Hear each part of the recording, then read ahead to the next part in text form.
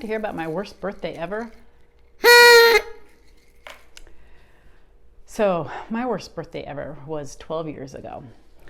That was when we found out that my mom was diagnosed with stage 4 pancreatic cancer. And yes, that was my birthday. She had gone in to have surgery, and the doctor was going to go in and see what was causing her issues and let us know. And he opened her and closed her right back up. From what he saw, he couldn't do anything. So once she was in the recovery and we were talking with her, she shared another worst birthday ever moment and telling us that her father, my grandfather, had died of pancreatic cancer.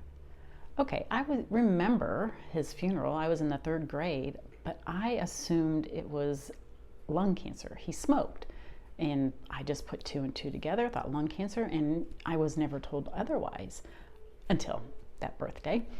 And then she said, and she also believed that his mom had pancreatic cancer. Okay, that's when reality set in. 3 generations of pancreatic cancer.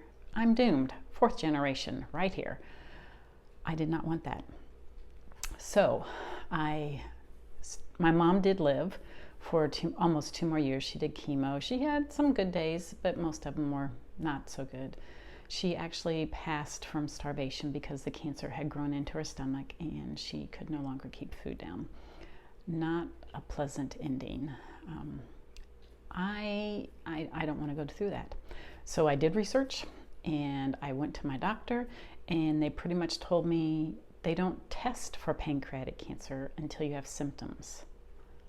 Isn't that a little late?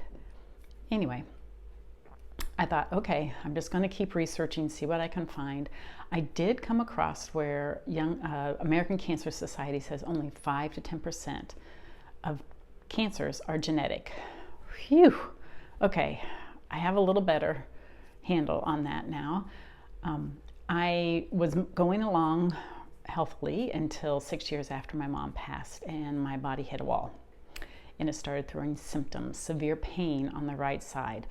I do know that the pancreas is sort of center left side, so I thought, well, this can't be my pancreas, which the doctors didn't think. They thought maybe it was a gallbladder or liver, but they did thousands of dollars in tests and couldn't find anything. So their diagnosis was for me to go gluten-free, which I did. It eased the pain some, but it never really went away. So back to the research I went. I researched gluten, and what I decided happened was my body had built up enough accumulation of toxins that it started throwing symptoms. So I began to look for a way to remove toxins from my body, and I was introduced to this company that everyone's talking about out there, and I decided, what the heck, I've already spent thousands of dollars, let's try this.